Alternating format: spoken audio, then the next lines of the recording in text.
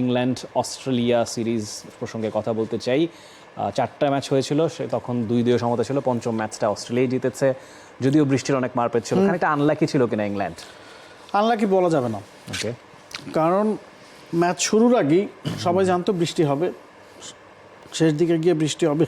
সে কারণেই Australia toss জিতে batting নিয়ে ফিল্ডিং নিয়েছে এবং তারা জানতো যে তারা যখন চেস করতে নামবে তাদেরকে অ্যাবাভ পার রান সবসময় করার চেষ্টা করতে হবে। তারা প্রথম 6-7 ওভারে 11-12 করে রান তুলেছে। রাইট, ওয়ানডে ক্রিকেটে, টি-20 ক্রিকেটটাকেও ছাপিয়ে গেছে।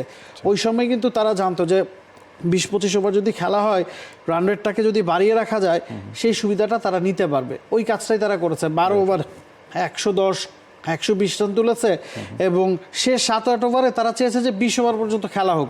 ইংল্যান্ড চেয়েছে কোনোভাবেই 20 ওভার খেলা না হোক, এর আগে বৃষ্টি নামুক। শেষমেশ 20.4 ওভারে গিয়ে বৃষ্টিটা এসেছে। দেখুন, ট্রেভিস হেডকে আমরা তার ব্যাটিং নিয়ে আমরা রেগুলার বেসিসে কথা বলছিলাম। কালকে বল হাতে তিনি ইফেক্টিভ ছিলেন। তিনি 4টা উইকেট তুলে নিয়েছেন 28 রান দিয়ে, এবং ব্যাট হাতেও তিনি 31 করেছেন। সঠিক প্যাড আর সঠিক তথ্য দিয়ে কেশু সামলে নিব এক হয়ে। Monalisa sanitary napkin. এই ব্যাপারটা আপনাকে কতটুকু ইমপ্রেস করেছে? অস্ট্রেলিয়ার টিমটার এটাই বোধহয় অ্যাডভান্টেজ, সবাই কম বেশি ব্যাটিং বোলিং পারেন, যাদের দেখা যাচ্ছে অনেক অলরাউন্ডার ছড়াছড়ি এই মুহূর্তে।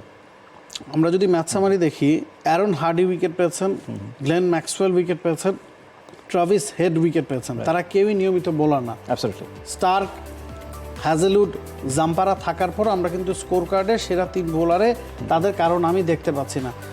ওই জায়গাটা বলে দেয় যে অস্ট্রেলিয়ার ডেপথটা আসলে কত। হ্যাঁ, প্রথম ম্যাচে আমরা দেখেছি যে শেষ 18 ওভার তারা স্পিনারদের দিয়ে করিয়েছে।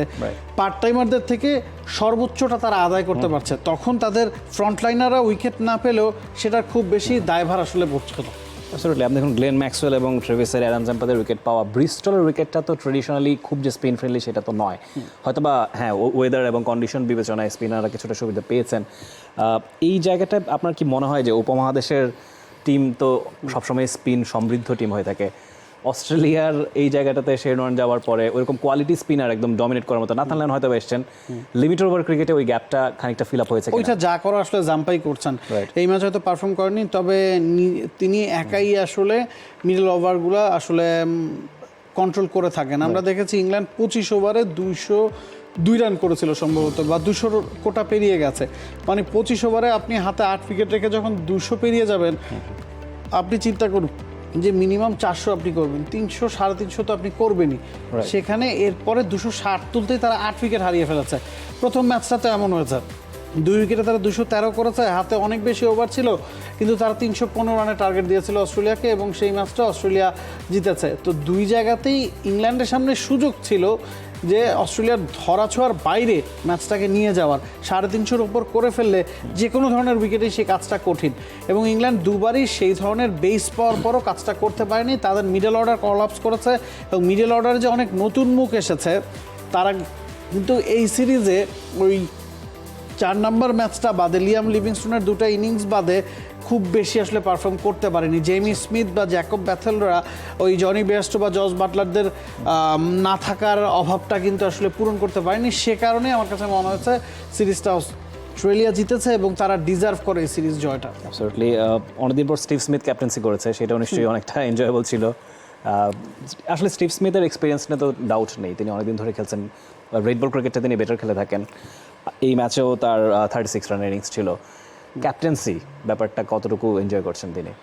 না, ক্যাপ্টেন আর তিনি হচ্ছেন না, এটা মোটামুটি শিওর। মিচেল মার্শ ইনজুরিতে ছিলেন, বা কামিন্স যেহেতু এই সিরিজটা খেলছেন না, সে কারণেই উপায় না দেখে আসলে তাকে ক্যাপ্টেন্সি করতে হয়েছে।